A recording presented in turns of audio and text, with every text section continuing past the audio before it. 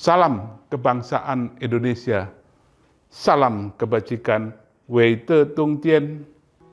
Nabi Konghucu pernah berkata, tak perlu risau kalau orang tidak mengenal kita, tapi risaulah kalau kita tidak mengenal diri kita sendiri. Nabi Konghucu juga menekankan agar kita selalu meneliti hakikat setiap persoalan, agar kita tahu mengapa yang terjadi dan mengapa itu terjadi, serta bagaimana mengatasinya. Pada periode yang hampir bersamaan, seorang ahli strategi militer, Sun Tzu juga pernah mengatakan, jika ingin menang dalam 100 peperangan, maka kita harus mengenali lawan, mengenali medan, dan tentu mengenali diri sendiri. Dan kemenangan yang terbesar adalah menang tanpa berperang. Apa kaitannya dengan keadaan sekarang, terutama terkait dengan COVID-19? Secara tidak sadar, kita sedang menghadapi peperangan. Dan terus terang, kalau kita berpegang pada apa yang dikatakan Sun Tzu, kita boleh dikatakan tidak mengenal benar ketiga-tiganya.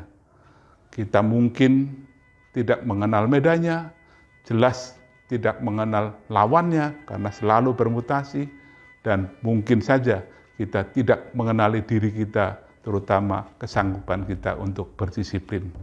Untuk itu, kita harus belajar meneliti hakikat setiap perkara.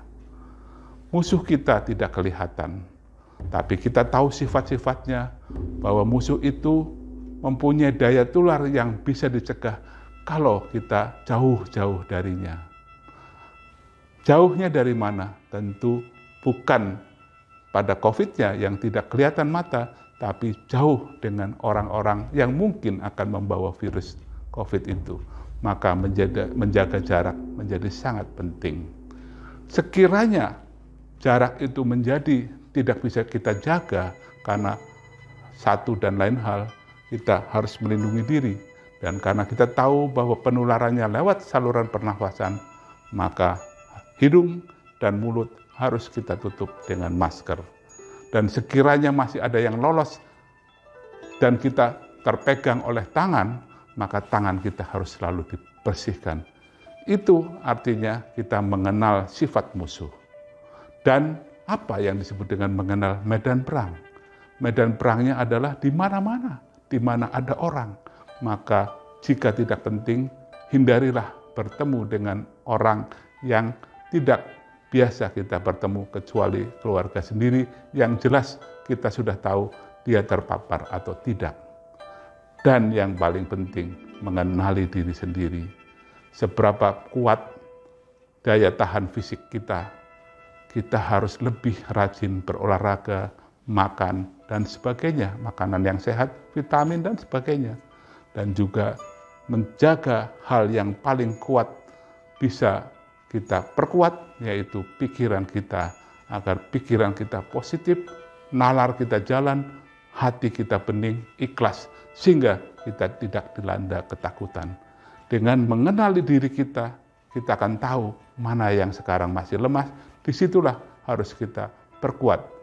Itu dari Sun Tzu. Sementara dari Konghucu adalah bagaimana kita memperkuat diri itu. Tidak ada cara lain, belajar setiap saat, mengasah diri tanpa henti. Karena hanya dengan cara itulah kita bisa memperkuat diri. Karena persoalan dan tantangan yang kita hadapi terus berkembang dan kita wajib mengatasinya dengan belajar. Dan ketika belajar harus seperti yang disarankan oleh Sang Nabi, tidak pernah mengenal menyerah, tidak pernah kenal lelah, dan selalu paham bahwa apa yang kita pelajari hari ini besok bisa menjadi basi. Untuk itu harus terus memperbaiki diri. Selamat merenungkan dan jadilah murid Konghucu dan sekaligus murid Sun Tzu yang luar biasa.